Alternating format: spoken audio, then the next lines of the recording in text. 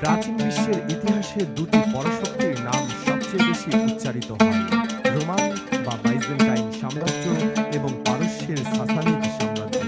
এই দুই শক্তির মাঝখানে বিস্তৃত ছিল আরব উপদ্বীপের রুক্ষ, অনুর্বর ও কঠিন পরিবেশের ভূখণ্ড। রোমান সাম্রাজ্য শাসন করত সিরিয়া, ফিলিস্তিন থেকে শুরু করে কনস্টান্টিনোপল হয়ে ইউরোপের বিস্তৃত অঞ্চল পর্যন্ত। অপরদিকে পারস্য সাম্রাজ্য নিয়ন্ত্রণ করত বর্তমান ইরান ও ইরাক সহ বিশাল এলাকা। কঠোর জলবায়ু, সীমিত সম্পদ এবং কঠিন জীবনযাত্রার কারণে আরব উপদ্বীপ তখন এই দুই পরাশক্তির মূল আগ্রহের কেন্দ্র ছিল না। ফলে তারা সরাসরি শাসনের পরিবর্তে আরবের বিভিন্ন গোত্রকে মিত্র হিসেবে ব্যবহার করে নিজেদের প্রভাব বজায় রাখত। মক্কা বা মদিনার মতো শহরে কি ঘটছে সে বিষয়ে এই দুই সাম্রাজ্যের তেমন কোনো মনোযোগ ছিল না।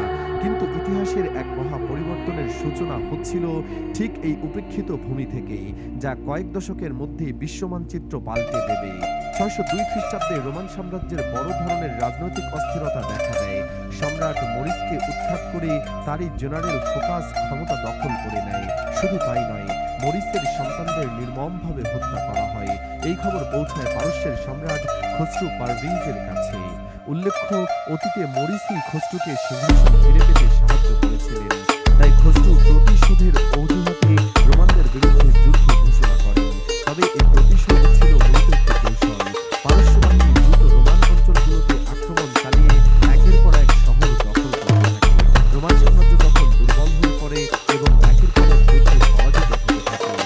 এদিকে আরব উপদ্বীপে ঘটছিল সম্পূর্ণ ভিন্ন এক ঐতিহাসিক ঘটনা। ৬১০ খ্রিস্টাব্দে মহানবী হযরত মুহাম্মদ সাল্লাল্লাহু আলাইহি ওয়াসাল্লাম নবুয়ত লাভ করেন। একই সময় রোমান সাম্রাজ্যের ক্ষমতা পরিবর্তন ঘটে এবং হেরাক্লিয়াস নতুন সম্রাট হিসেবে আবির্ভূত হন। পারস্য সম্রাট খসরু তার যুদ্ধকে শুধু রাজনৈতিক নয়, ধর্মীয় রূপ দিতে চেয়েছিলেন। তিনি এটিকে অগ্নি উপাসনাকারী পারস্য ও খ্রিস্টান রোমানদের মধ্যে ধর্মযুদ্ধের রূপ দেন। ৬১৪ খ্রিস্টাব্দে পারস্য বাহিনী জেরুজালেম দখল করে এবং খ্রিস্টানদের পবিত্র ক্রুশ ছিনিয়ে নেয়। হাজারো মানুষ নিহত হয়। এই ঘটনা রোমানদের জন্য যেমন আঘাত ছিল, তেমনি মুসলমানদের জন্য ছিল বেদনাদায়ক। কারণ রোমানরা ছিল আহলে কিতাব, অর্থাৎ একঈশ্বরবাদী ধর্মের অনুসারী।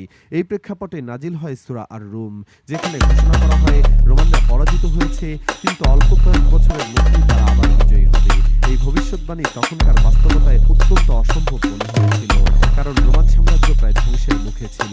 মক্কার অবিশ্বাসীরা এই আয়াত নিয়ে উপহাস করতে শুরু করে। তারা বলতো, পারস্যের মতো শক্তিশালী সাম্রাজ্যের বিরুদ্ধে রোমানরা কখনোই জিততে পারবে না। কিন্তু মুসলমানরা বিশ্বাস করত আল্লাহর বাণী অবশ্যই সত্য। এই সময় মুসলমানদের অবস্থাও ছিল অত্যন্ত কঠিন।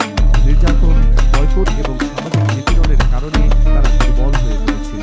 নবী সাল্লাল্লাহু আলাইহি ওয়াসাল্লামের জীবনে আসে শোকের বছর। তার প্রিয় স্ত্রী খাদিজা রাদিয়াল্লাহু তাআলা আনহা এবং চাচা আবু তালিব ইন্তেকাল করেন। ফলে মক্কার কুরাইশদের অত্যাচার আরো বেড়ে যায়। ৬২২ খ্রিস্টাব্দে মুসলমানরা মদিনায় হিজরত করেন। অন্যদিকে হেরাক্লিয়াস ধীরে ধীরে রোমান সাম্রাজ্যকে পুনর্গঠনের কাজ শুরু করেন। তিনি সামাজিক ও অর্থনৈতিক সংস্কার করেন এবং নতুন কৌশলে পারস্যের বিরুদ্ধে পাল্টা আক্রমণ চালান। ৬২৪ খ্রিস্টাব্দে একদিকে বদরের যুদ্ধে মুসলমানরা বিজয় লাভ করে, অন্যদিকে রোমানরা পারস্যের বিরুদ্ধে গুরুত্বপূর্ণ সাফল্য অর্জন করে। এভাবেই সূরা আর-রুমের ভবিষ্যৎবাণী বাস্তবে পরিণত হয়। মুসলমানরা এই দ্বৈত বিজয়ে আনন্দিত হয়, যা কোরআনের বাণীর সত্যতা প্রমাণ করে। পরবর্তীতে ৬২২ খ্রিস্টাব্দে নিনেভার যুদ্ধে পারস্য চূড়ান্তভাবে পরাজিত হয় এবং খসরু পারভেজ নিজ পুত্রের হাতে নিহত হন। দীর্ঘ এই যুদ্ধ উভয় সাম্রাজ্যকে দুর্বল করে দেয়। এই দুর্বলতার সুযোগে মুসলিম শক্তির উত্থান ঘটে।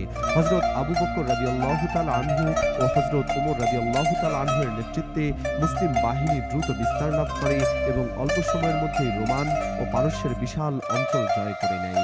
ইতিহাস বিশ্লেষণ করলে দেখা যায় এই দুই পরাশক্তির দীর্ঘ সংঘর্ষ আসলে নতুন এক শক্তির উত্থানের পথ তৈরি করেছিল।